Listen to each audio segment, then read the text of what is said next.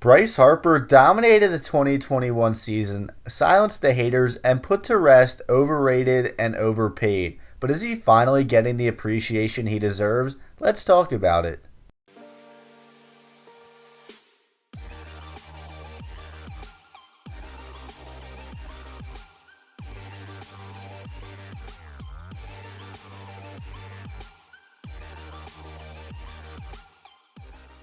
Before Bryce Harper ever stepped foot on a Major League Baseball field, he had haters. As a freshman in high school, he made national headlines for hitting a ball 570 feet. And his sophomore year, he was compared as baseball's LeBron James on the cover of Sports Illustrated. He ended up graduating high school 2 years early, went to a JUCO for one season where he was named National Player of the Year, and was drafted by the Washington Nationals first overall at the age of 17 in 2010. When he made his MLB debut 2 years later, the hate followed as he got booed in his first at-bat by Dodger fans. The hate only grew as time went on, but he silenced those haters by winning Rookie of the Year in 2012. Following an injury-plagued and subpar season in 2014, Harper silenced the haters yet again in 2015 when he put together one of the best offensive seasons in recent memory and won MVP unanimously at the age of 23 and was the youngest player to ever accomplish that.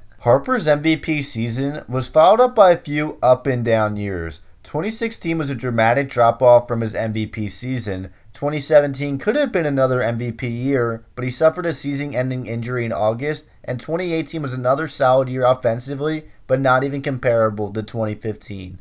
Concluding the 2018 season, Bryce Harper was a free agent, and he became one of the most sought-out free agents ever, hitting the market at the age of 26 years old. Harper left Washington and signed a 13-year deal worth $325 million with the division rival Philadelphia Phillies, which at the time was the largest deal in MLB history. The contract fueled the hate towards Harper even more, but what made the situation worse was the Washington Nationals won the World Series the year after he left, and the words overrated and overpaid were connected to Harper anytime he was brought up. Fact of the matter is, though, Bryce Harper's tenure in Philadelphia has been nothing short of fantastic. Yeah, they haven't made the playoffs, but Mike Trout is a great example of how a superstar caliber player can't lead a 25-man team to the postseason. In 2019, he had 260 with 35 home runs and had a 372 on base, 511 slugging, and 882 OPS. In 2020, during the 60-game season, he had 268 with 13 home runs and had a 420 on base, 542 slugging, and 962 OPS. And finally, this past season, he put together an MVP caliber year, hitting 309 with 35 home runs and led Major League Baseball in OPS. At the minimum, he'll finish top 3 in the MVP voting, but I think he's the favorite.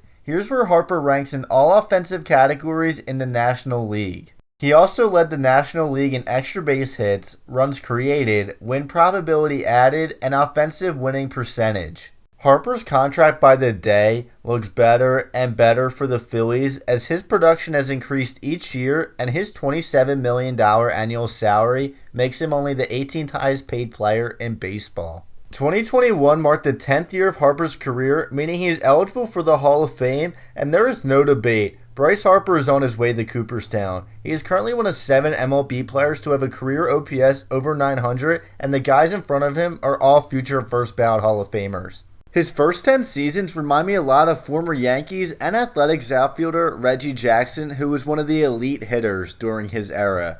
Their stats are very similar, with Harper owning the slight edge in most offensive categories, but Jackson owning the edge defensively and all around. To account for the different eras played in, we can use weighted runs created, or better known as WRC+. Harper's is 142 and Jackson's is 143.